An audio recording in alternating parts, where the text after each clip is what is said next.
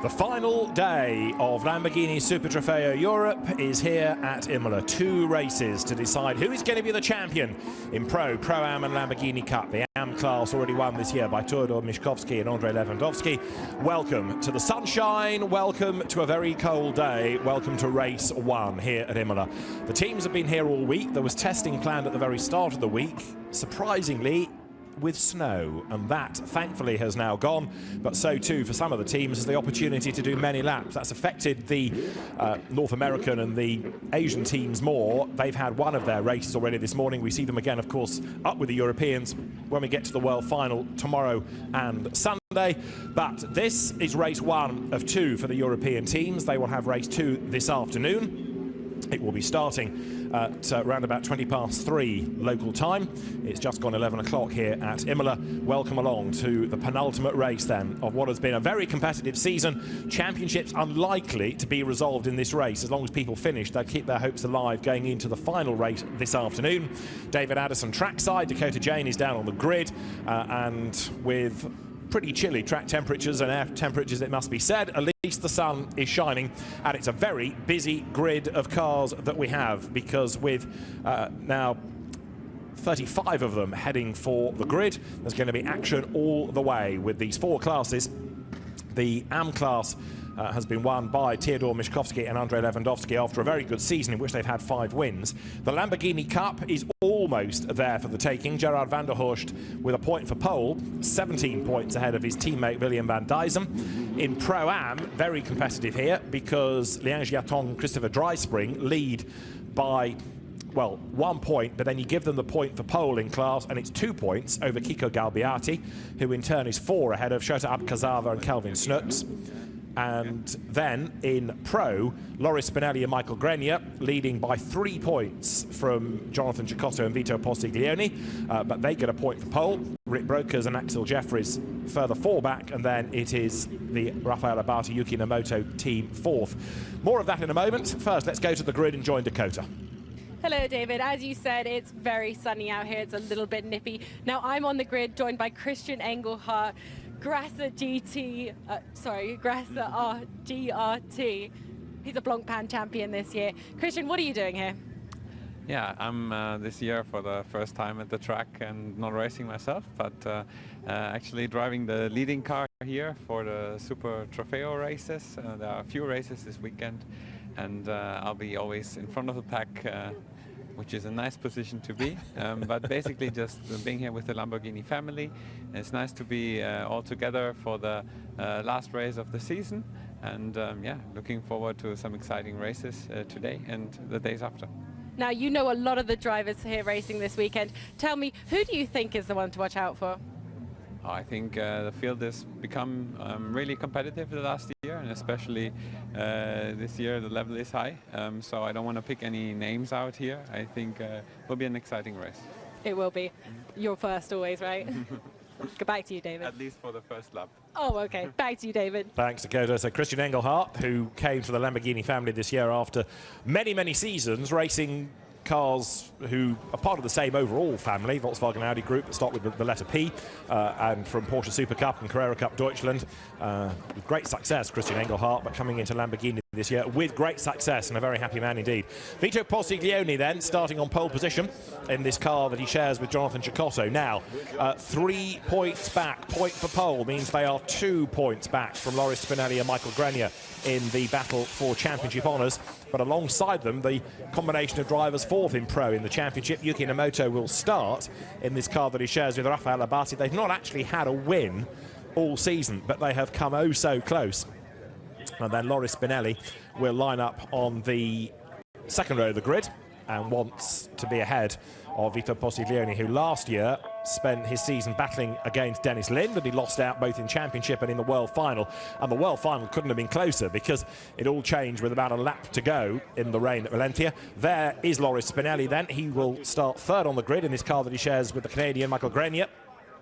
And Loris Spinelli, who has taken this year wins at Monza, and then 1 at Paul Ricard, 1 at Spa, and 2 at the Nürburgring. so he's had a successful season. These 5 victories bringing him close for championship honours.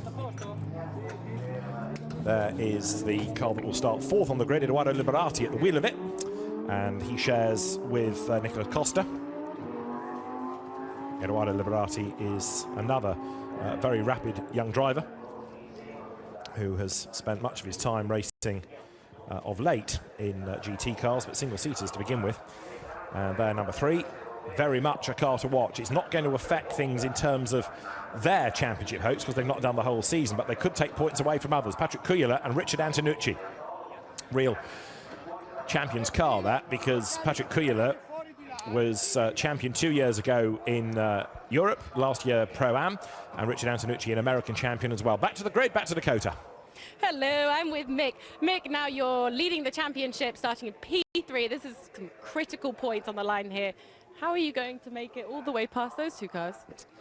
Well, we have 2 races today, so we have to make sure we finish both races. We have 3-point advantage, so it's very little, but we must not take risk in race 1 today. We must finish, even if it's 2nd or 3rd.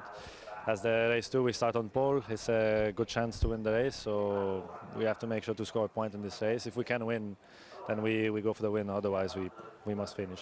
Are you nervous? A little bit, but I'm doing the 2nd stint now, so it's a bit easier than doing the start. And Loris is a good teammate, so I'm not too concerned with him. Good luck to both you and your teammate. Thanks. Thank you. Mick Grenier then, as he says, will do the 2nd stint. And that car starting 3rd on the grid. Just going back to Patrick Kujala, he was overall champion and the world final champion in 2015. He was last year's Pro-Am champion. Richard Antonucci, the North American Pro champion 2 years ago. So a lot of success in that car. But will start 5th on the grid. And then 6th is the top car in Pro-Am, Christopher Dryspring. In his first year of car racing, the bespectacled ex-Carter and the Chinese driver JT Liang, or Liang Jiatong. You can join in via Facebook at Lamborghini Squadra Corsa, tweet at Lamborghini SC, or Instagram Lamborghini SC there as well. And there's as much the race as the championship situation to be looking for here. Vito Postiglione then, vastly experienced driver, find a championship he's not raced in. You're doing well, actually, over the last few seasons. But he will be very, very keen on home soil as well to be, if not world final champion, at the very least the European champion over the course of this weekend. Massimo Mantovani, number 53, lined up, good to go. He is one of those that runs for the Imperiale Racing squad in the AM class. You've got Pro, Pro-Am, AM and Lamborghini Cup for the real gentleman racers. 50-minute race. There's a pit window, of course, between 20 and 30 minutes. Everybody must stop, irrespective of whether you have a co-driver or not. If you are on your own, you stop for 1 minute and 43 seconds, or your pit stop must be 1 minute and 43 line to line. And if you are with a co-driver, pit in to pit out is 1 minute and 40 seconds. The 1 minute board is prepared. The grid will be released for one rolling lap behind the pace car as it is, safety car as it will become if we need it during the race. Track conditions, track temperature, very cold indeed, so this warming up lap to get the warmth in the rubber is going to be very important. And with the engines firing up on that 1 minute board, the doors now close, and Vito Postiglione for Imperiale Racing then is left to his own devices. He will do the 1st stint. Jonathan Cecotto, one of the 2 sons of former motorbike world champion, Grand Prix racer, touring car star Johnny Cecotto, will do the 2nd stint in that car in his first year of Lamborghini racing, moving up from the Italian GT4 class and Formula 4 in Germany before that. It's a fabulous spectacle, a grid full of Lamborghini Huracans. 520 brake horsepower. The cars to be released in a moment then. That 15-second board is shown, and Christian Engelhardt, who drives the leading car, will blast away.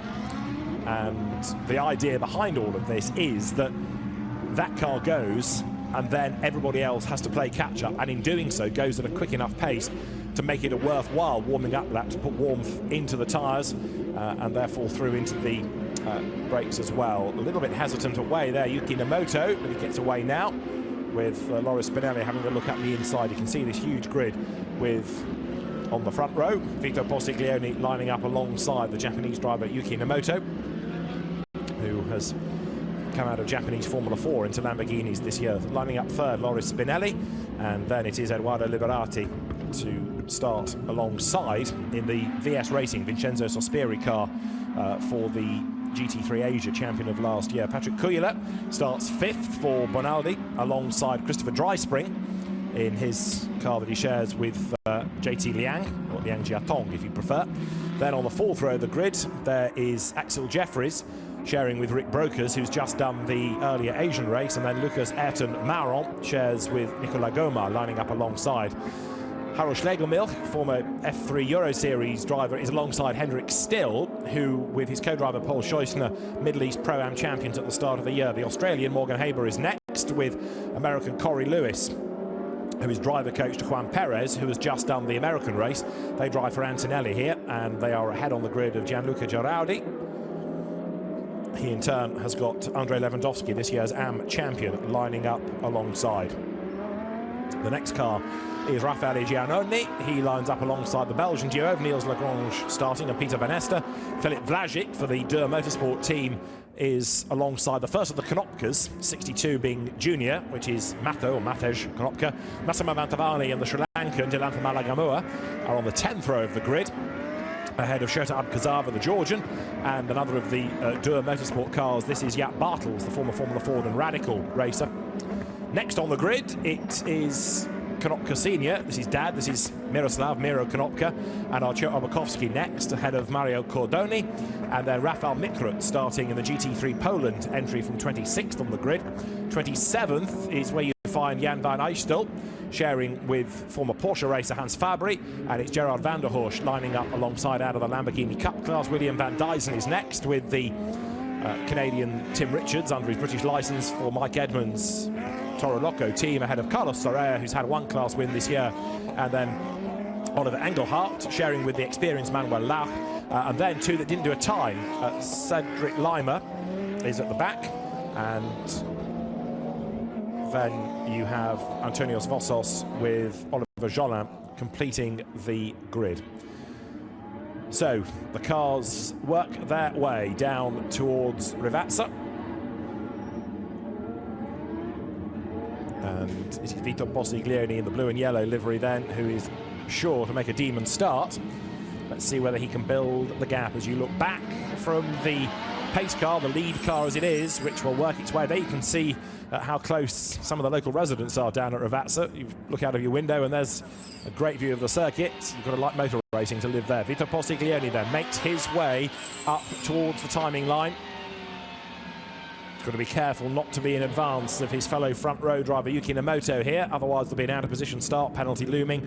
The drivers get themselves into the 2x2 Noah's Ark formation. Vito Postiglione then ahead of Yuki Nomoto. Drivers sort of going and then just slightly hesitating as they try and outfox the other. On the second row as well, Eduardo Liberati looking to try and find a gap as the lights go green, and we go racing for the penultimate European round of the year. A good start by Postiglione. In fact, they'd accelerated even before the lights had gone to green, so maybe that start's going to be looked at, we'll see. But Postiglione it is then who has the advantage down towards the Tamburello for the first time. Second is Yuki Nomoto. Third is Loris Spinelli, who wants to be ahead, needs to be ahead of Postiglione for the championship as they come down towards Villeneuve for the first time. Gianluca Girardi goes through. And there, Postiglione has got Yuki Nomoto right up behind him as they come sideways through Villeneuve for the first time. The run towards Tosa, and to the outside line goes Nomoto. A really brave move, and it works. Right round the outside he goes, but he's going to go wide all over the curb and on the grass with two wheels. And Postiglione fights back and retakes the lead as they climb uphill for the first time. Vito Postiglione back in front as now Loris Spinelli tries to come out and have a go. For the first time towards Piratella they come. Postiglione not looking as quick as Nomoto, who has another go to try and find a way past as they plunge downhill. They almost touch, and through goes Yuki Nomoto. He now picks up the lead once more, and this time doesn't go wide. He does hang on to it. Yuki Nomoto leads as he crests the rise then. On board with Postiglione as they come down towards the Variante Alta. And the Japanese driver it is who leads the way then. Postiglione is ahead of Spinelli. That's what matters for the championship though here. Fourth is Liberati, fifth is Kujala, sixth is the Zimbabwean driver Axel Jeffries ahead of Christopher Dryspring, eighth is Schlegelmilch, ninth is Maron, 10th is Haber, and down to Rivazza they come then for the first time in this 50-minute race. The Conrad coloured car, that distinctive turquoise in the hands of Lucas Maron, ninth goes through. 73, Rafael Raffaele Giannone fending off Niels Lagrange as the race leaders come over the timing line and put one lap in the book then. The moto leading by 0.6 of a second. It's Postiglione second, Spinelli third in the black car, fourth Liberati, fifth is Kujala, sixth is there Axel Jeffries, seventh is the white car of Christopher Dreispring, eighth is Harold Schlegelmilch, ninth is Lucas Maron, 10th is Hendrik Still, who was the outright race winner at Spa in a safety car affected race at the 24 hours going back to July. But Hendrik Still, very, very quick, underrated long distance driver out of GT4 success and very, very successful in the VLN as well. So Hendrik Still, one to watch in his stint, certainly within Pro-Am. There, number 7 is Axel Jeffries. It's been quite a week back home, but concentrating on his racing here. He's at the moment 6th. Heads over the prow towards the Piratella once more. Axel Jeffries, who shares with Rick Brokers. They won at Monza at the very start of the season. That's been the only outright win, although they did get another class win, in fact, at Spa in that same safety car affected race that Hendrik Still and Paul Scheusner were the winners at. Rick Brokers, this year's Middle East champion, and Paul Scheusner and Hendrik Still, winners of Pro-Am in that Middle East championship at the start of the season. So Yuki Nomoto leads, trying to get away from Postiglione. Loris Spinelli hanging. 8th in the green car is Harold Schlegelmilch as they drop downhill in the Artline Team Georgia entry. Harold Schlegelmilch back into racing in Lamborghinis a couple of seasons ago after a good few years away. Did a bit of rallying in his off time, but got as far as Formula 3 in the first coming of his career. Then returned to racing, as I say, through the Lamborghini Super Trofeo Europe. Leader goes through. Nomoto to Postiglione then. The gap was 7/10, the gap is now 9/10, but in turn, Loris Spinelli is not yet closing on Postiglione. 4th is Eduardo Liberati. Patrick Kujala is 5th, and here's the fight for 6th. Axel Jeffries under real attack now from Christopher Dreispring. It goes right around the outside, approaching Tamburello. He's going to run out of road. Axel Jeffries runs in wide, and now Schlegelmilch gets up the inside of the green car. Can't find a way by. Harold Schlegelmilch slots back in. He shares that car with Sergei Afanasiev, and then tucked up behind the pair of them now. You've got Hendrik Still, who's got himself up past Lucas Maron. Lucas Maron accelerates towards Tosa. He's still ahead of Hendrik Still, apologies. So it is Hendrik Still in 10th place, 11th is Morgan Habert, 12th is Corey Lewis, the successful American, having a rare outing in the European Championship. We understand someone's brought some gravel onto the road through the Tamburello, so the driver's been warned via the teams, via the timing screen, about gravel on track at turn 3.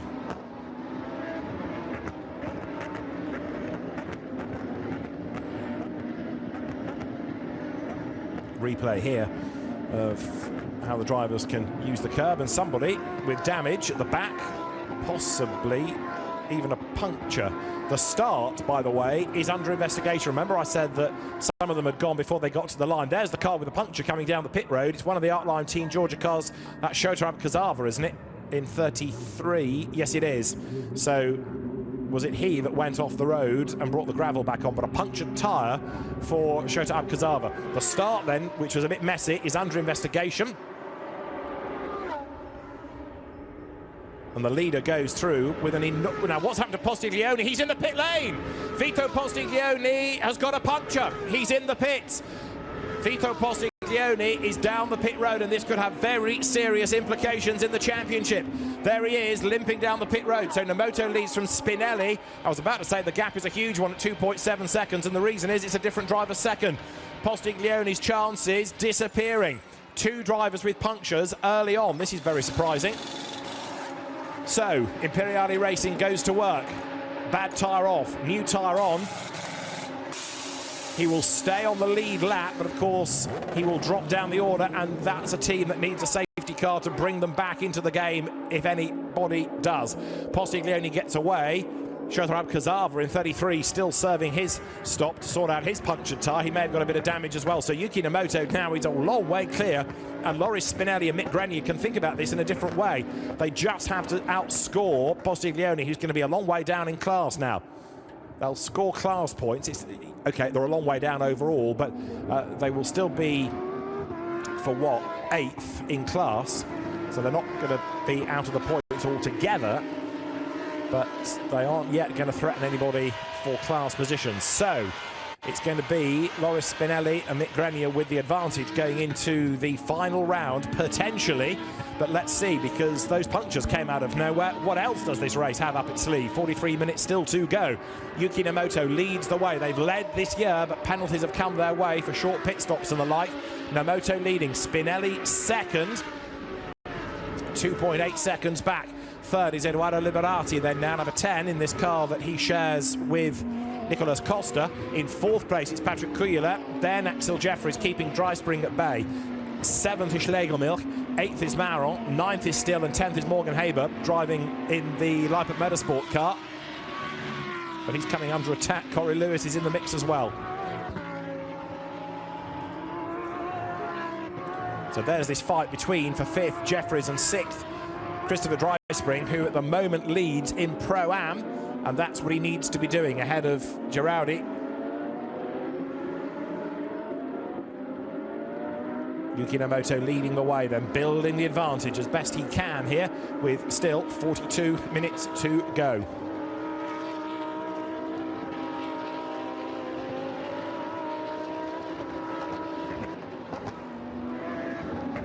Down to the Acqua Minerale they turn, and then climb uphill on the other side. Christopher Dryspring, who was very impressive in his one outing in the Blancpain GT Series Asia, got a pole position in fact at the end of the season, and came out of karting. First full season in car racing. Those very distinctive, almost goggle-like spectacles, so he's easily distinguishable in the pit lane. And this is Vito Posiglione, whose dander, as they say, is going to be well and truly up. As somebody just had a moment ahead of him. Let's see. Yes, there's a car off, two cars off, one going slowly, and 76 is Olivier Jolin, and there's another one in the gravel. So that car is stranded on the track. Now, Carlos Soraya, he was with, and Carlos Soraya's could be the car in the gravel bed. There's another one. Safety car possibly. Yeah, there it is. Safety car is on track. So the race is neutralised. That helps Postiglione because it brings him right onto the tail of cars, and it means that on the restart he will be able to much more easily gain places. He's not having to do the catching.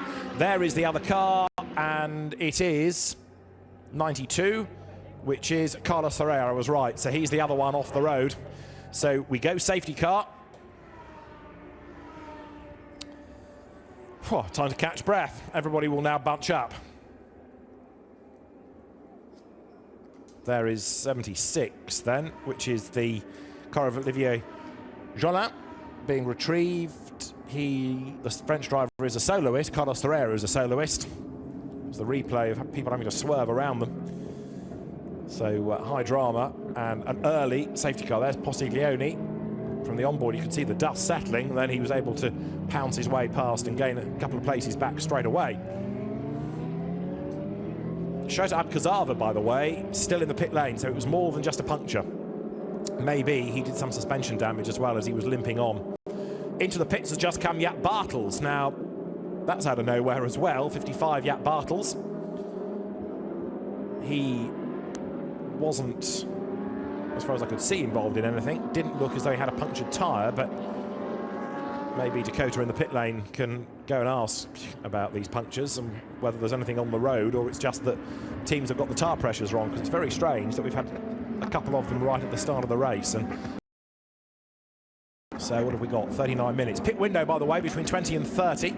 Everybody must bail. Everybody has to serve a stop. And the cars climb out of the Acqua Minerale now. As soon as the road is clear, then the race director will give the signal. And Daniele Gagliardi, who is in charge of the championships and the safe running, will give the call that we'll be back in business as the field then now turns through the Variante Alta. This is how it all looks at the moment on board with Loris Spinelli. Yuki Nomoto is up the road ahead of him. Nomoto coming from Japanese single-seater racing into Lamborghini racing. We've got the leading car, the safety car, up the road, and the cars now accelerate their way towards the timing line. Loris Spinelli set to inherit the lead in the championship, of course. 3 points back going into this race. Sorry, I tell you a lie. He will increase his lead in the championship, won't he? Because they were 3 points ahead of Cicotto and Postiglione. It was Postiglione closing with the point for pole, forgive me. So the lead is going to increase. Now, Postiglione currently is 6th, 7th, 8th and last in class. So he gets 3 points for that. So 3 plus 1 for pole versus 12 potentially for Spinelli.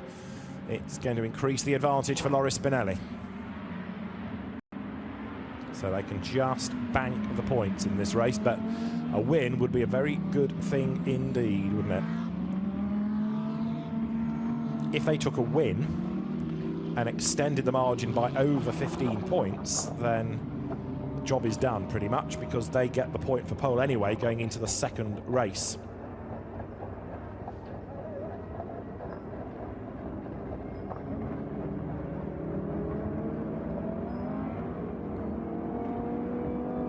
Replay here of the start of the race. Abate making his, Nemoto making his move against Postiglione. Wasn't a rub there that could have done for the tyre, was there? No, it's the other side anyway, wasn't it? It was the right rear corner, so Postiglione being a little bit more cautious maybe on the cold tyres, losing out. The incident early on between Jolin and Soraya is under investigation. A lot of curb being taken by Spinelli in the background, launching himself there through the Variante Alta. And you see how good the suspension's got to be to soften the blow on impact as they land. Safety car staying out for the moment. Race leaders are currently on lap 7, by the way. Jaap Bartel's back into the race, down in 32nd place, so he's charging on, playing catch-up. From the pit lane. Dakota, yes. What news? So I've just spoken to Vito's team, Imperiale Racing, and they said they're not really sure why. As you said, it could be due to tyre pressures, it could be due to gravel on the track, but they're actually not too sure what's causing these problems, so hopefully they don't continue. We shall see how it goes. Yeah, fingers crossed. You might have to put on your best smile at the end of the race to placate Vito Postiglione. I don't think he's going to be in a very happy mood after this. I will definitely try my best. I have every confidence. Right, we're going to go racing this time then. Safety car in this lap as down towards Rivazza comes the safety car, bedecked in its World Final colour scheme. It has run that all year to promote the event, and the drivers then come through Rivazza, the World Final weekend that has moved from Malaysia to America to Spain, now to Italy. We go racing then, because up towards the timing line they come, and Edoardo Liberati is on his toes to try and get up past Loris Spinelli as they come over the timing line now. Right there in 4th place, Patrick Kuyler, who goes one side and then the other, and all of this enables Nemoto to get away, look. Yuki Nemoto leads towards Tamburello. Loris Spinelli doesn't know who to defend from because he's being attacked from all sides. Around the outside goes Kuyler, does he? Let's see. Has Liberati been able to make a move as well? Liberati was going one side, Kuyler was going the other. It's still Kuyler 3rd, Liberati down in 4th, but only just. And then it's Axel Jeffries 5th, and Jeffries goes for the inside, and they touch, and he elbows his way up alongside. Couldn't quite do it. Tries to get the undercut, delaying dry spring in the process. And right there behind them, Harold Schlegelmilch tries to buy into all of this as well. Round the outside goes Axel Jeffries. He's going to get hung out to dry. He does. Up the inside comes Christopher Dryspring, 46, the white car from Pro-Am. Over the brow they come now, up towards the Piratella, and Jeffries on the outside line loses out. Dryspring goes through. Schlegelmilch tries to get up the inside as well in the bright green car, to no avail. Lap 8 we work, down now towards the Acqua Minerale. It's all happening then as they turn through the double right and climb up the hill. Nemoto, though, is building that advantage as best he can. Spinelli 2nd, and then Kuyler versus Liberati 3rd and 4th. 5th now is Dryspring, 6th dropping back Axel Jeffries, 7th Schlegelmilch, 8th is Maron. In 9th place it is Hendrik Still, and then 10th is Corey Lewis. Hendrik Still in the Conrad colours. And then you've got Corey Lewis sharing with Juan Perez, JC Perez, next up. The incident that put the cars in the gravel and brought out the safety car. Soraya and Jolin, no further action to be taken. The leaders come by, now ready to put 8 laps in the book. And as they come through, it is 0.8 of a second up to 1.1. So Nemoto is getting away. He's already done the fastest lap of the race as well.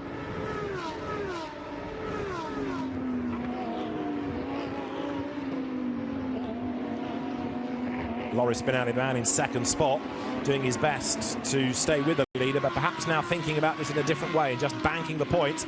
Vito Postiglione is up to 26th overall. He's still 8th in class, but it's just interesting to watch the progress from, where was he, 32nd?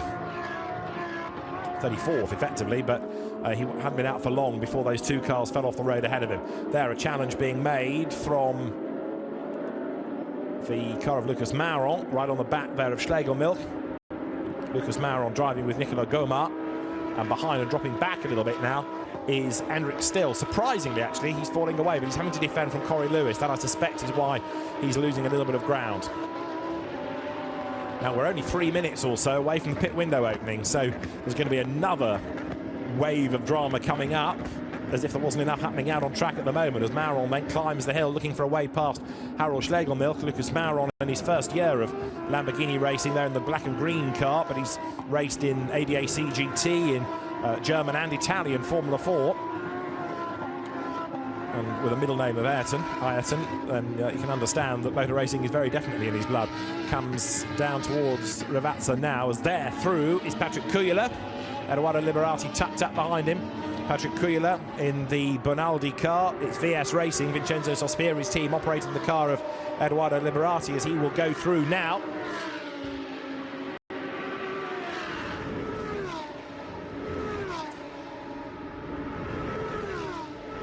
But the race leading gap is up to 1.4 seconds. They're going to be able to squeeze the leaders 2 more laps out of this before they get to the pit window. Some of those at the very back might just get a lap out of it. We will see. Postiglione's 25th now. 3rd, 4th and 5th, Kujala, Liberati and Dryspring. Christopher Dryspring is another of those drivers that you get the benefit of watching a whole season of a championship. You can see how he's improved, how he's developed, and there he is now running with some of the best Lamborghini drivers in the business. He's up into this 3rd, 4th, 5th place battle. Dryspring number 46 for VS Racing, in other words, Vincenzo Sospiri's team.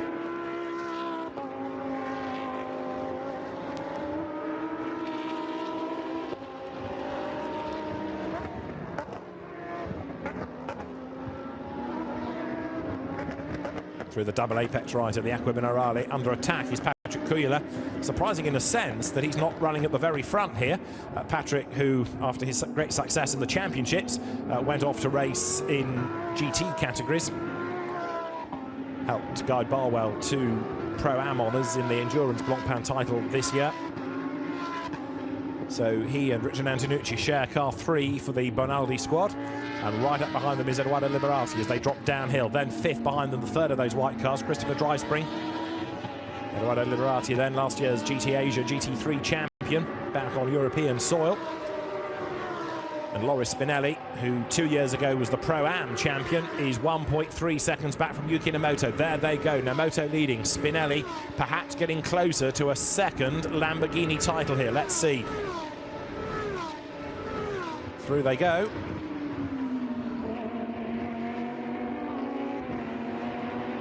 And now Kujala coming under very definite attack once more from Edoardo Liberati, who, try as he might, hasn't yet been able to find a way through, but he's not giving up, that's for sure. They turn now out of the Tamburello sequence down towards Villeneuve and then Tosa. Drivers in the pit lane getting ready. So some are going to be in early. The pit window is open, as you can see on the graphic. So we have got some coming in. Tim Richards, but he's a soloist, and also in early, number 64, Antonios Vossos. He's a soloist. They might as well get it out of the way. But others doing this rather more strategically. Postiglione up to 22nd, incidentally. Still 8th in class.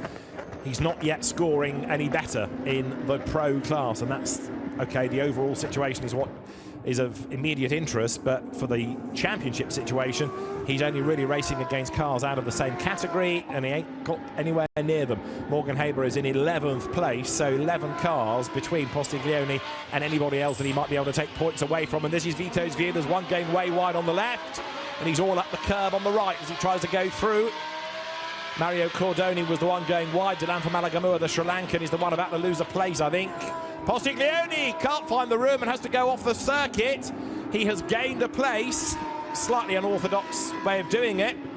So he gets ahead of Cordoni, but whether he's going to be allowed to keep that or he'll have to give the place back, it would be a bit unfair, I think, because he's going to get past him anyway. In has just come Liberati and Dryspring and Jeffries. Here, around the outside of Cordoni goes Postiglione. He was ahead and then suddenly realised he was never going to be able to turn in without contact. So he took the safer option and took to the grass.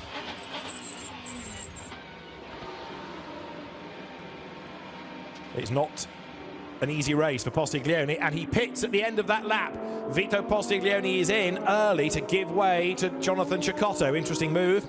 So obviously he feels that Cecotto has now developed better pace, and perhaps they're also thinking that by pitting early this could get them out of traffic. Might be a good strategic move, we will see. So Postiglione 22nd when he came in.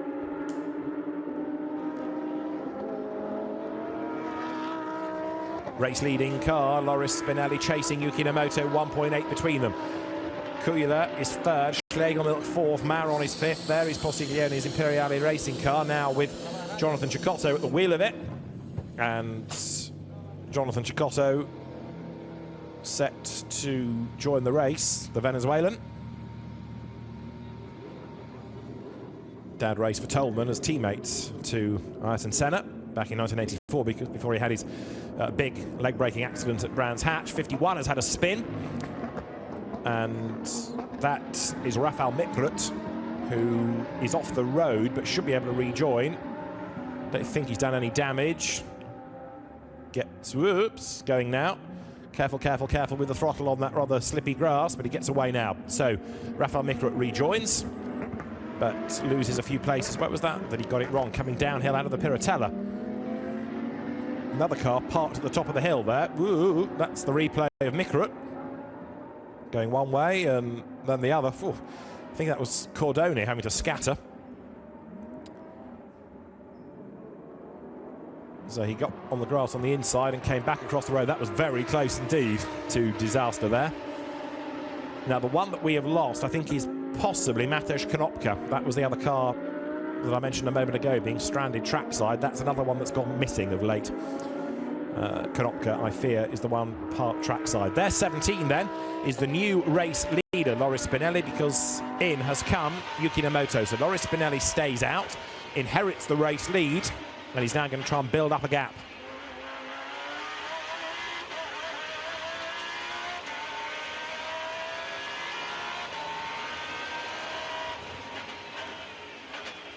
Up towards the Variante Alta he goes, bouncing over the curb.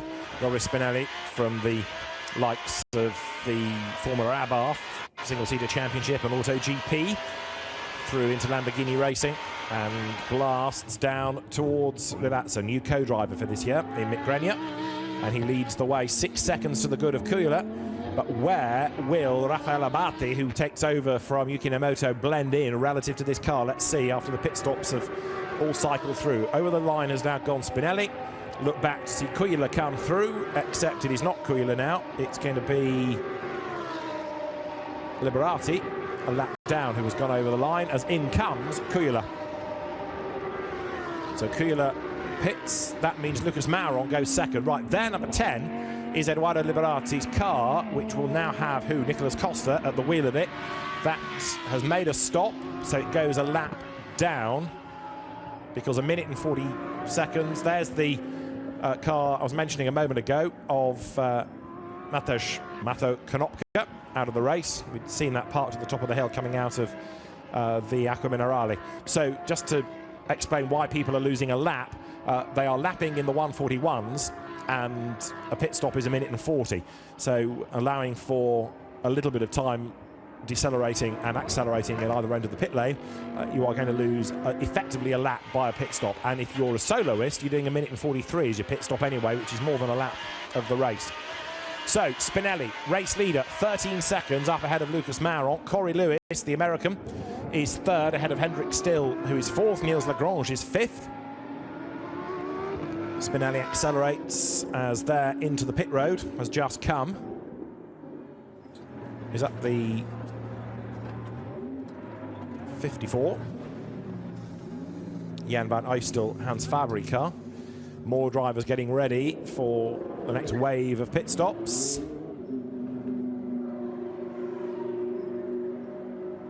As the race leader comes in. So Loris Spinelli for an important pit stop this. Is he going to be able to get out, or is Mick Grenier going to be able to get out before Rafael Abate goes through? It's going to give Lucas Mauron the lead, assuming he doesn't come in. And Mauron does not come in. He's just gone over the line. Chased by Corey Lewis. And then Gianluca Girardi behind. Spinelli vacates, gives any words of advice that he needs to pass on about the state of the car, state of the track to Mick Grenier, who will get on board. There's very little you can do apart from adjust tyre pressures and have a quick word with your co-driver during these pit stops.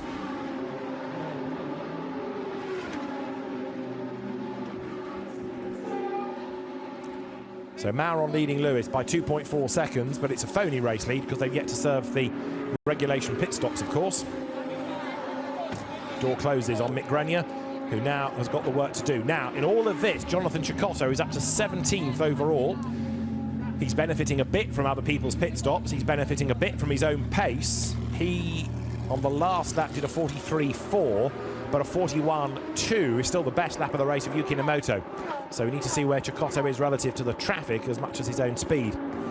We have got 22 minutes of the race still to go, remember, in all of this. 50-minute race, and we're not done. By no means are we done yet. There's still a lot that can shake out of it.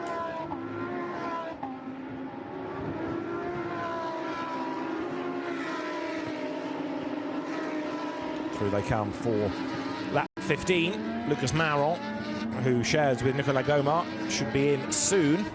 There he is.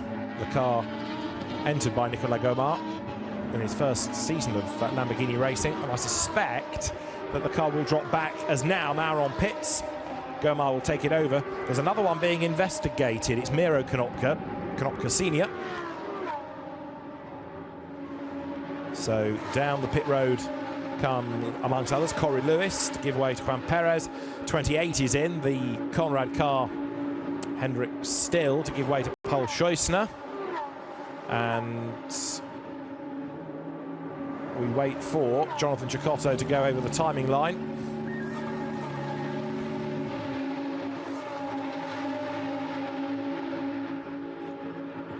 Also coming in from 4th place, Niels Lagrange to give way to Peter Van Ester. Lucas Mauron there giving way to Nicolas Gomart.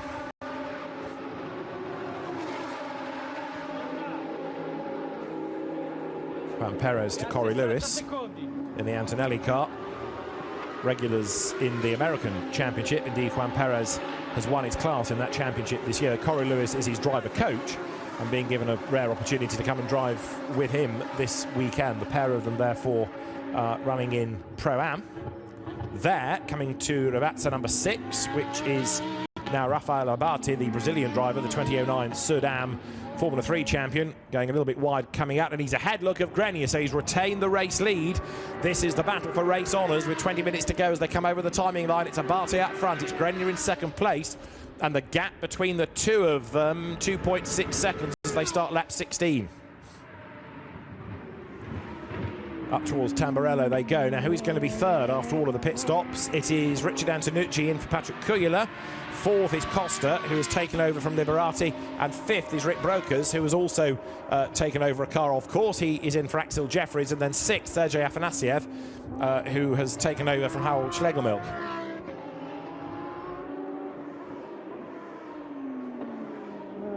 So Afanasiev through. In 6th spot, Jan Kisiel, who's taken over from Morgan Haber, is 7th, and they are the significant ones on the lead lap at the moment. But the lead gap, 2.7 seconds. Finally, are we looking at a race win going the way of Rafael Abate and Yuki Nomoto? Good fight here as Juan Perez tries to fend off the challenge of Nico Gomart, who's up the inside at Tosa and will go through on the inside. That's 8th place sorted out. There's also ahead of them, look, JT Liang, or Liang Jiatong, making good progress, having taken over from Christopher Dryspring. So, different speeds of driver in this second part of the race.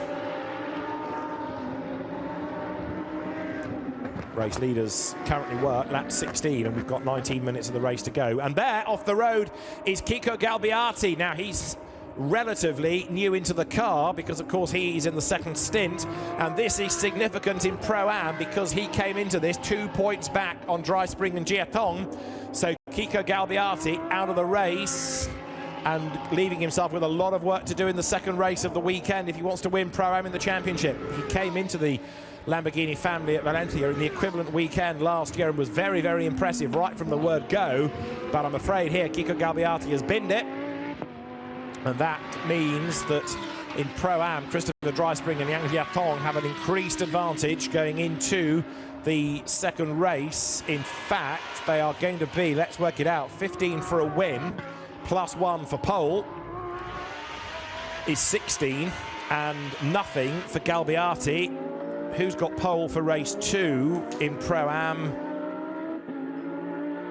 Galbiati, so he will get that point, but basically he's got to win race 2 and the others not finish, so that's as good as given the class in the championship to Liang Jiatong and Christopher Dryspring. So drama for Galbiati and drama in Pro-Am, as long as they salvage a point out of the second race. Dryspring and Jiatong are the champions if they win this. Number 39 to address next, Nicolas Gomart and Lucas Maron, under investigation for speeding in the pit lane. Now, whether it was on its way in or the way out, information is not revealed, but either way, the car is being looked at for speeding in the pit lane. So the officials will have a look and see if it's correct information they've received and therefore what to do about it. Way wide, but proof of how hard he's pushing there. Rafael Abate, the former Formula 3 racer, comes over the timing line. Abate goes through, and what's the advantage over Mick Grenier? 3 seconds, but in fairness to him, Mick Grenier does not need to win the race. He just needs to bank the points for second spot. So Cecotto runs 13th, and that means he's 8th at the moment. So if you take Spinelli and Grenier, they get second place points, which is 12, +1, which is 13, and they were 3 ahead of Postiglioni and Cecotto. They are going to be 8th. So that gives them 3 points.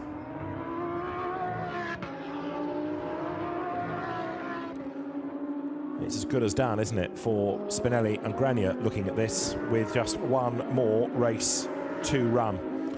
They had 114, give them the 13, and it's 127 versus 114 for Postiglioni and Cecotto.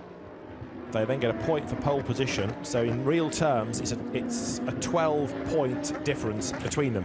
We're looking here at Richard Antonucci under attack from Rick Brokers, and Brokers tries to make his move to the inside line, and he goes through, going into the Variante Alta.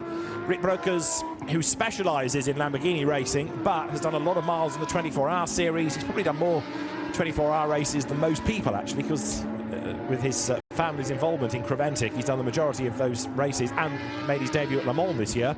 There's a drive-through penalty to Miro Konopka for not respecting the pit stop time, and the team manager of 39 is also being summoned to race control. That is the Nicolas Gomart Lucas Maron car. We just mentioned the fact that it was under investigation for speeding in the pit lane. A penalty is coming, I fear. There in replay is the change for 4th. Brokers going ahead of Antonucci.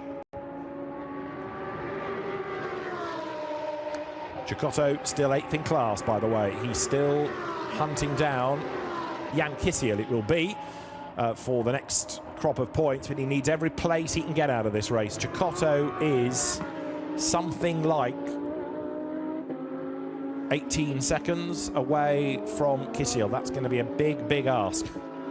Now the safety car might help him, of course, as you look there at 8, which is now Sergei Afanasiev going out of Tosa, and Jan Kisiel is behind him, the 2015 Audi TT champion. Jan Kisiel over the brow and now up towards Pilatella.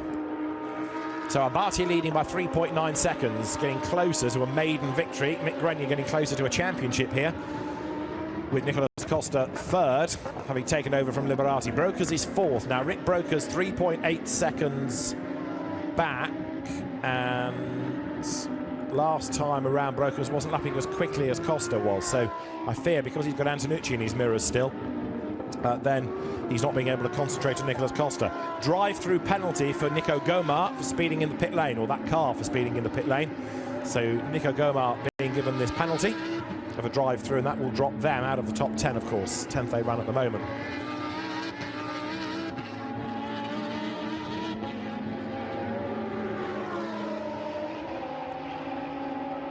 wide up the curb. There goes Afanasiev as he comes through. Jan Kisiel still charging on behind him.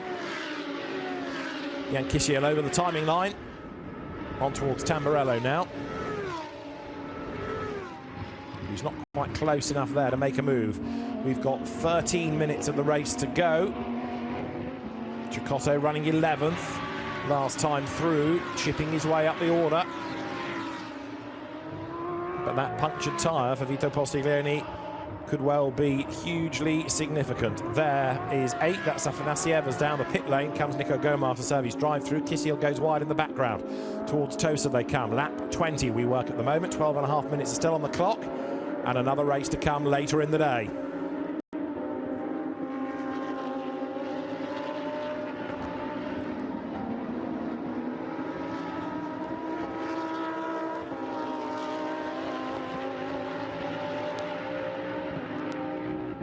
Kisiel doing his best to get back on the terms with Sergei Afanasiev, who's done quite a bit of GT racing, as well as Formula 3, Formula 2, Formula Masters, Auto GP over the years. What is happening for the Pro-Am honours? JT Liang Jiatong going through the traffic. As there you look at the overall race leader, Rafael Abate, but it is Liang Jiatong in 8th place overall ahead of Juan Perez. And then Paul Scheusner third in Pro-Am. So Abate leading, Spinelli is behind him trying to make his way through the traffic. This is Cecotto's view. Up the road is Perez. You can see the progression from 31st up to 10th now. He goes by and he's going to be 9th at the expense of Perez. Jonathan Cecotto given one mission, go flat out, bring it back with as many points gained. So now he is closing on Kisiel. He's 11 seconds back. Further up the road is JT Liang in the white car you got a glimpse of. Right, the last lap by Kisiel, a 43.3. Cecotto breaks the beam now and does a 42.6. He is the second fastest man on the circuit at the moment, the quickest man being Nicolas Costa. Rafael Abate a slow lap last time because of traffic, meaning that Grenier came back at him. But Jonathan Cecotto, push, push, push. On he blasts, coming out of the Tamburello then, down now towards Villeneuve. Into the left, into the right, and then towards Tosa.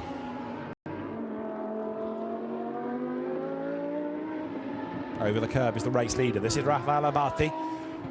Yet to win. They've been on the podium, they've come close, but is it finally going to happen today for Vincenzo Sospiri's team and for this Japanese-Brazilian combination of drivers?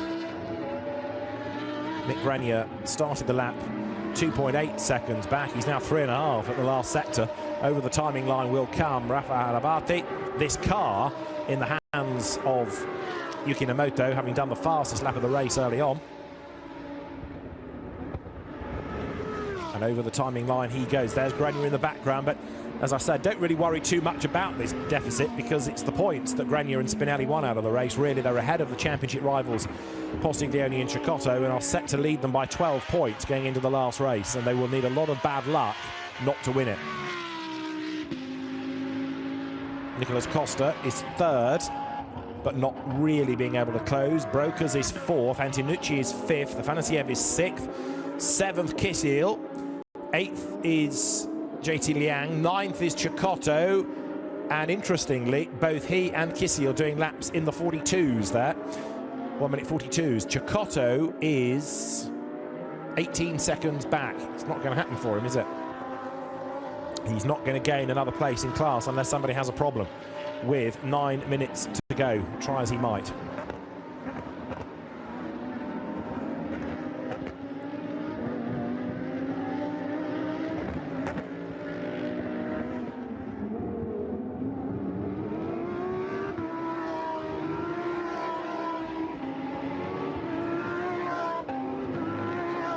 Now back into the race, incidentally, has gone Kiko Galbiati. The car's been pulled out of the gravel and has been allowed to rejoin. So Galbiati is still circulating. He is now 3, 4, 5, 6th in class, and that therefore keeps his championship hopes a little bit more alive going into the second race, because he will, for sixth, get 6 points. He will score. He will therefore still be in with a mathematical chance, even though it's not looking very promising for him. But at least he scores some points rather than non-scoring, which is what it looked like initially with the car sitting in the gravel bed. I must confess I'm surprised he's still circulating. Normally when you get pulled out of the gravel, that's your race done, but he is still going.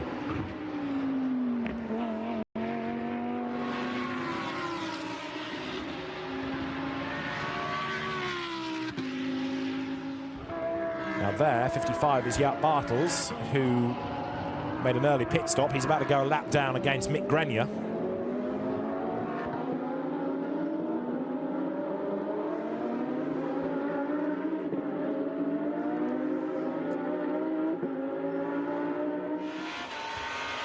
And that's Mario Cordoni off the road.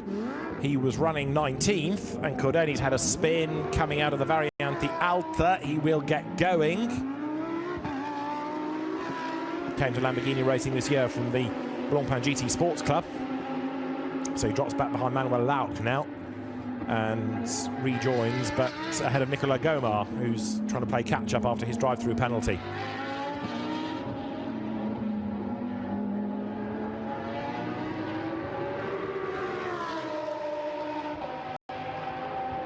Getting a replay of how the spin happened. It was a big bite of curb, and that unsettled Cordoni's car, and around he went.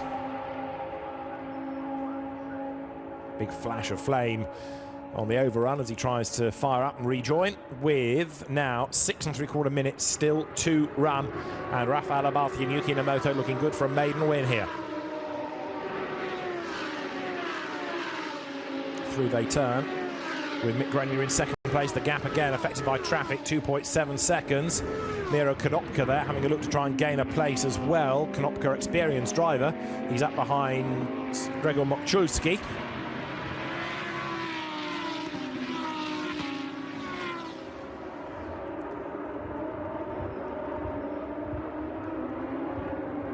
But Rafael Abarthi is doing an excellent job here, coping with the traffic. It's a circuit he doesn't know very well, to say the least.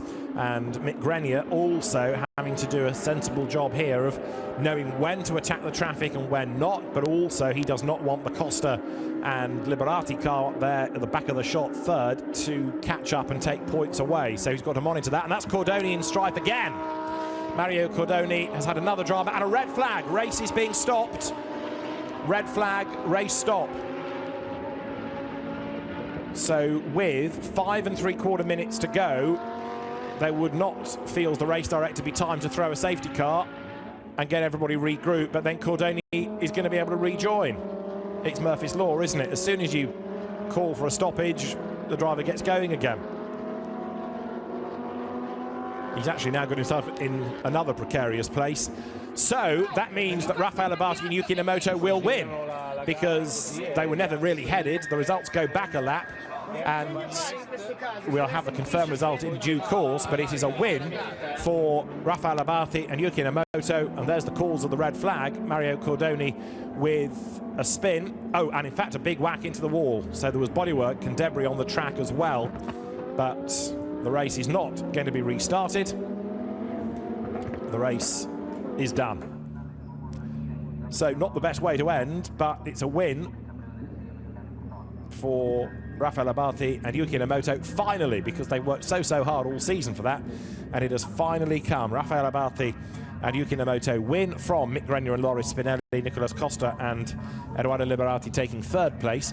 In Pro-Am, it is Christopher Dryspring and JT Liang ahead of Juan Perez and Corey Lewis. Peter Van Ester and Niels Lagrange take third. In the AMS, Raffaele Giannoni wins from Theodor Mishkovsky and Andrei Lewandowski, with Massimo Mantovani third. And in the Lamborghini Cup, Gerard van der Horst, William van Dysen and Tim Richards, the top three. So the first win for Abarthi and Inamoto. For Dryspring and Giatong, it's win number 4. As far as Giannoni is concerned, it's a 4th AM win. And for Van der Horst, a 3rd win in Lamborghini Cup. Great ride, great, you, great. Bravo, like this. but Yuki Nomoto has waited a long time for that win this season, so finally it has come. And the next thing to do is to spend a few minutes computing some numbers going into the second race this afternoon. I think I'm right in saying provisionally that the Pro and Pro-Am Championships are still up for grabs. That's an important victory as well in the Lamborghini Cup for Gerard van der Horst, though, because that will extend his advantage over William van Dijzen. So he was 17 points ahead. He's a further 3 ahead, so 20 points ahead. I don't think that's doable, is it? So provisionally, Gerard van der Horst is going to be the champion with 15+1 for pole available. He was 17 ahead and has just outscored by 3. Yeah, it's the championship done for Gerard van der Horst. So championship for him. Am was already won. Pro and Pro-Am to be resolved later in the day. On the live stream here from Imola, local time 3:05, we will be back with the European race, and 1:15, about an hour away, hour and a quarter away, we will have the second American and Asian race. So on the live stream, 2 more races to look forward to, and then we have 2 tomorrow, which will be the world final races. The world final is split so that you have the AMS and the Lamborghini Cup drivers with their race at 1:20, and then the Pro and Pro-Am classes race together as well. So then we have the winning drivers in Parc Fermé, and we can hear from Raffaele Abati and Yuki Nomoto, finally, Dakota, they're race winners. As you said, David, finally, guys, you are race winners. How good does it feel? Oh, it's incredible. We've been trying this the whole year. It was very hard, and now the win came in the last moment. I'm so happy. I'd like to thank Yuki and my team, being Changed to Speed Racing. Yuki did a perfect start, perfect, overtaking Posiglione, amazing. I just finished his job, was amazing. And it's a shame to end on a red flag, but well earned. How are you feeling? You know, nothing to say. You know, the first lap, I just tried to overtake Posiglione, a little bit touching, but for me it's fine. And you know, every time we are almost win the race whole season, but it's quite tough for us. But finally we did it. So I'm gonna say thank you to my teammate Raffaele Abate and all my team, Vincenzo Speed Racing, all the staff and all the sponsors, supporters. Thank you very much. Well done, boys. Let's see what you can do on the next race. Good stuff. So they take points away from others as well, significantly. This is how they got the lead. That tremendous move by Yuki Nomoto around the outside at Tosa. That didn't quite pay off, though. They had to try again, and Nomoto at Pelletella went for the outside and got the cut back to the inside as they came through the corner, leaning almost on Posiglione. And as he saw the car flash through on the inside, he got squeezed a little bit towards the dirt, and that was it. Through went Raffaele Abati and Yuki Nomoto's car. Nomoto doing the driving in that first stint, and a great move, putting them into the race lead. Fabulous stuff. And let's hear from the vanquished drivers next. Let's go back to Dakota. Guys, it looks happy, bittersweet. I don't really know how you guys are feeling, but Peter, you've earned some critical championship points. Loris, sei voglio today. It means you're flying. Is that true? Yeah, I'm very happy for this race. It's very important for the champion. Important point. And start okay in second position, and after finish my mate Mick. And thank you every team. Okay. Well, your mate Mick is going to start the next race. Mick, now, how did that race go for you? No, it was good.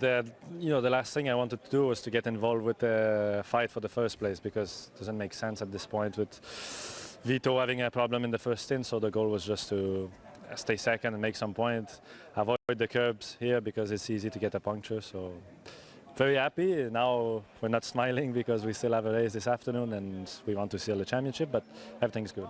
Well, the car looks good. You guys look good. Good luck for this afternoon. Thank you. They're edging towards a championship, that's for sure. And well done then to Mick Grenier and Loris Spinelli. More points. Great shot in slow motion of the car leaping over the curb, going through the Variante Alta. And excellent effort this to get closer to the championship with one more race still to go.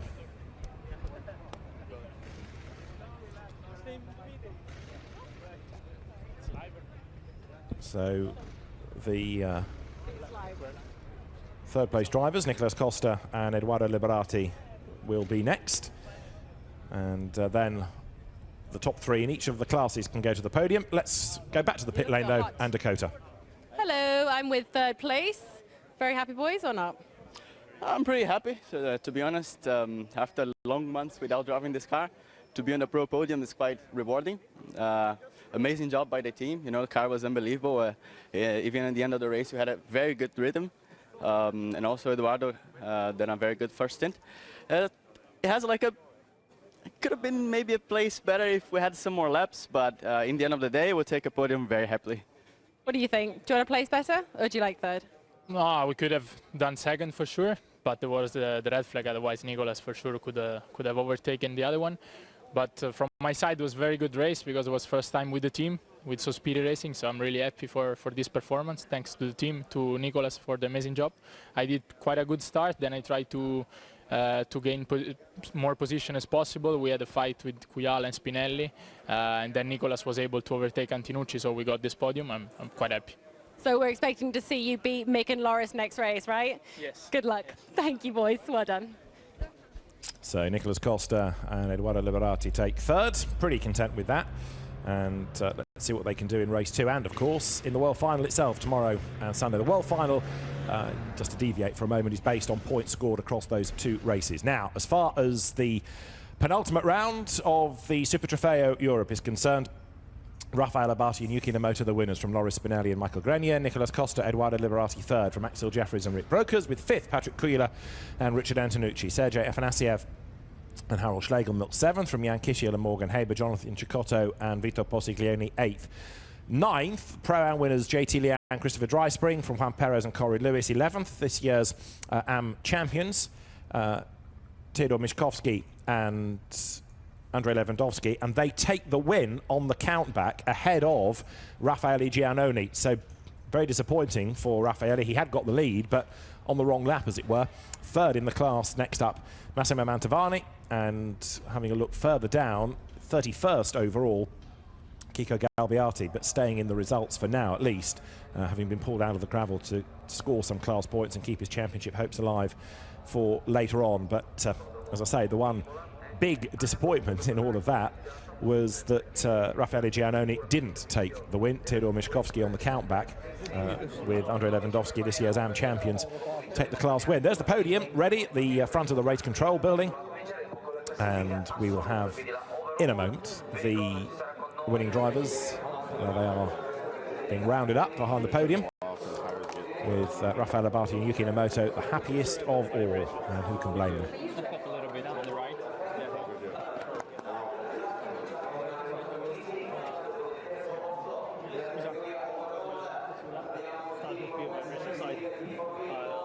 Been a long time coming, that first win for Yuki and Rafael, but they've got there. And so now we should have the drivers being brought out in the Lamborghini Cup, I think I'm right in saying, is how they're going to do this. No, I'm wrong. It's not how it was done for Asia and America. It's going to be done in the Pro-Am and Lamborghini Cup order, forgive me. So it means that Nicolas Costa and Edoardo Liberati come first, ahead of Mick Grenier and Loris Spinelli. And for the top step of the podium, finally, Rafael Abati and Yuki Imola, winners of Lamborghini Super Trofeo Europe's penultimate race of the season. When we had the earlier combined American and Asian championship race, it was the Lamborghini Cup podium that was first, and we finished with the pros doing it the other way around for the purposes of the European Series. Yuki Imola, the Japanese driver who's been busy racing in Europe this season, and celebrates with Rafael Abati for Vincenzo Sospiri Racing. It's a win here at Imola.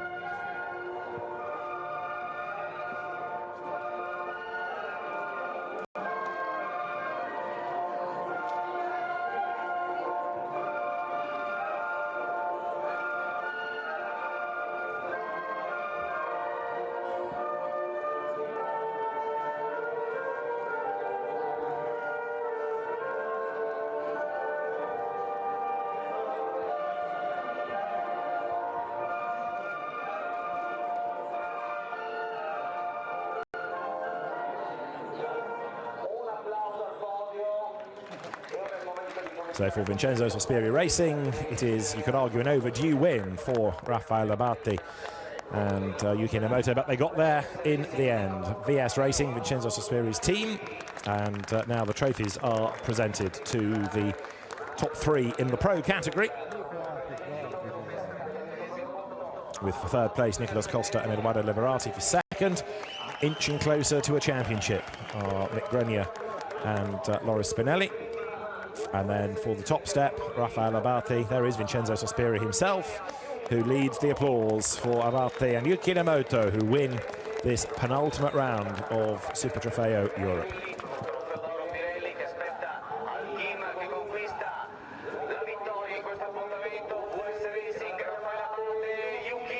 The trophies from Lamborghini, more trophies then from Pirelli, and the drivers at the end of a great drive finally, as I say, take this win. They've come so close. They've either had problems in pit stops or penalties or dramas of one sort or another, but it's all come right today, and success then goes to Rafael Abate and Nick Grenier. In second place looks on as Rafael Abate and Yuki Imola take the trophy. Some go, some stay for the champagne to be sprayed. In fact, Yuki Imola has decided he doesn't want it to be aimed at him.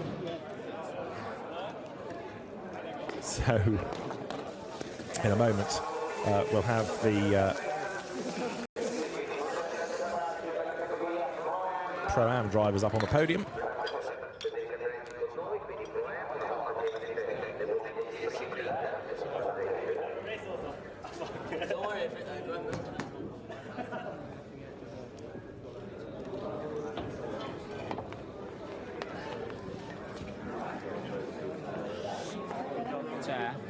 There's the Antonelli team, who will in a moment see one of their drivers onto the podium for Pro-Am, where third will be,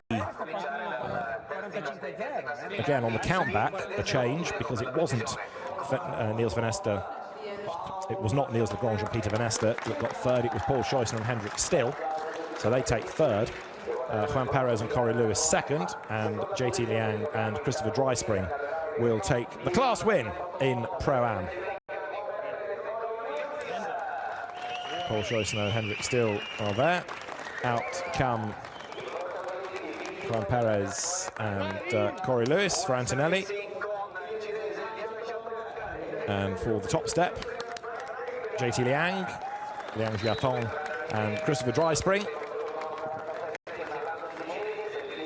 In his first year out of car racing, and has acquitted himself very well indeed. So the podium for Pro-Am in this penultimate European Super Trofeo round.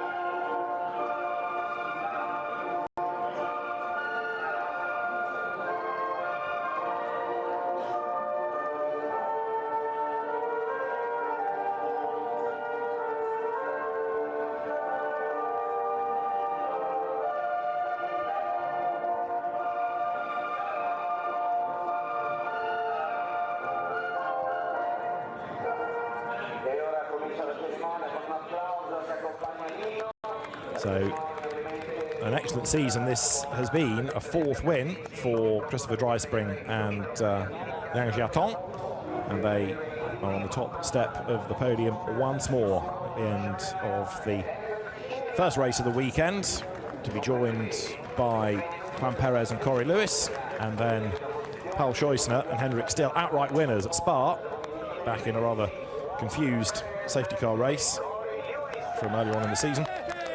They will be there as well for third spot.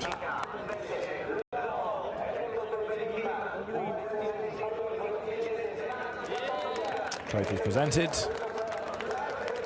and then we will have, of course, the AM and the Lamborghini Cup podiums to come, with yet another victory to the champions in AM for Andrei Lewandowski and Theodor Mischkowski. But for now, the celebrations are underway as far as JT Liang and Christopher Dryspring are concerned. JT Liang having come into Super Trofeo this season for the first time. Christopher Dryspring moving, as I say, into cars from karts, and nobody hanging around for the champagne. I think Henrik Still was prepared to play, but he's got no playmates. They're all chicken. So he's on his own on the podium as the drivers now make their way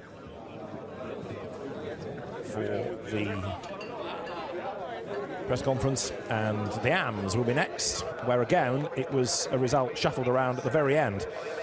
Third place going to Massimo Mantovani, who's had his occasional spins over the course of the season, but keeping out of drama in that race. And he, in a moment, will head to the podium to be joined by the runner-up Raffaele Giannoni.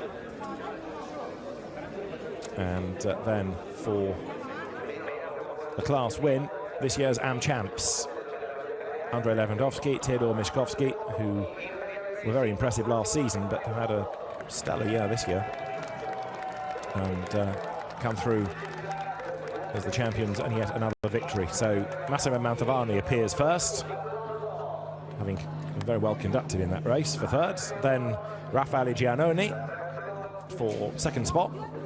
Frustrated, of course, that the red flag did a countback. And Theodor Miszkowski and Andrei Lewandowski for the top step. I think we've lost Raffaele for the moment. He should be there. Oh, we found him. He's there. So he's been persuaded to join in.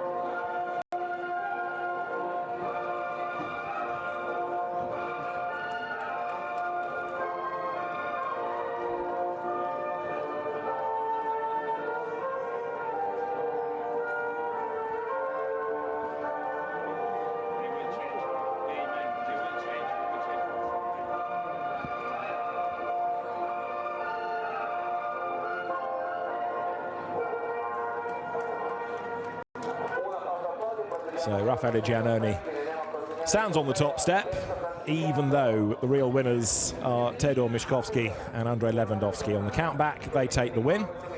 And so now what happens? They'll put themselves in the right place, I think. Yes. So it was an Italian anthem for an Italian team, because Miszkowski and Lewandowski are run by Vincenzo Sospiri's squad. Does illustrate as well the camaraderie involved in Lamborghini Super Trofeo. There's an excellent off-track atmosphere, which is helped by the wonderful hospitality that the championship offers. And although there were some pretty fierce fights on track, off the circuit, everybody friends. Massimo Mantovani then celebrates his third place.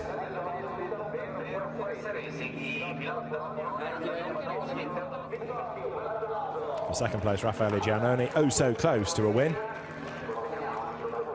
And it does illustrate to a degree that even though some people will perhaps time their move for a lead, you can't always rely on that. Other people can radically affect life. And then for the top step, Theodor Miszkowski and Andrei Lewandowski take yet another win, and that is the 6th of the season. They've already won the championship, and now with the Lamborghini as well as the Pirelli trophies, further evidence of just what a great season they have had.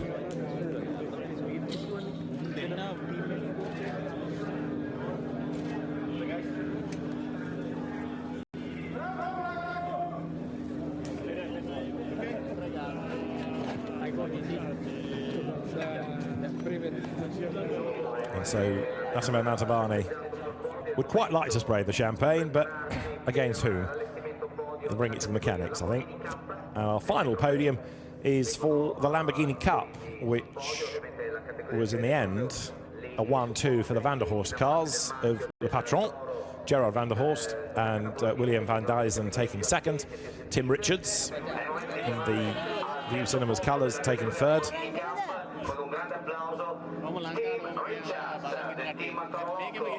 Lots of support there in the pit lane for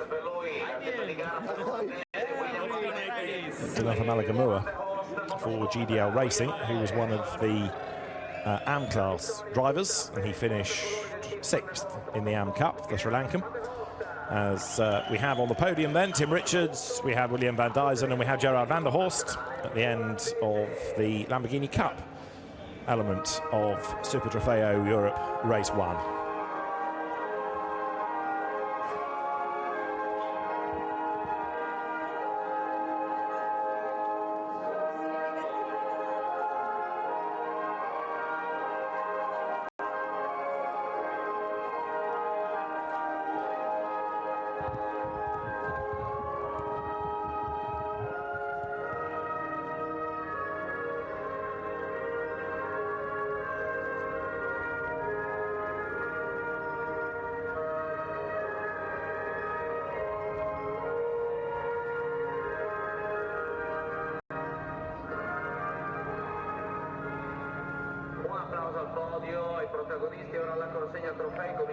So, national anthem for the winning team, which is the Dutch Van der Horst Motorsport squad.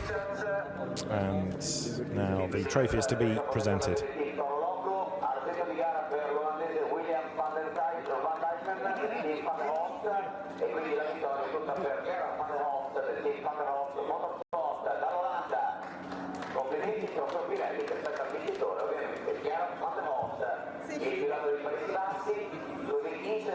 Trophies for 3rd place to Tim Richards, who started the season, in fact, in the Asian Championship, but has come back into the European Series for the purposes of this weekend.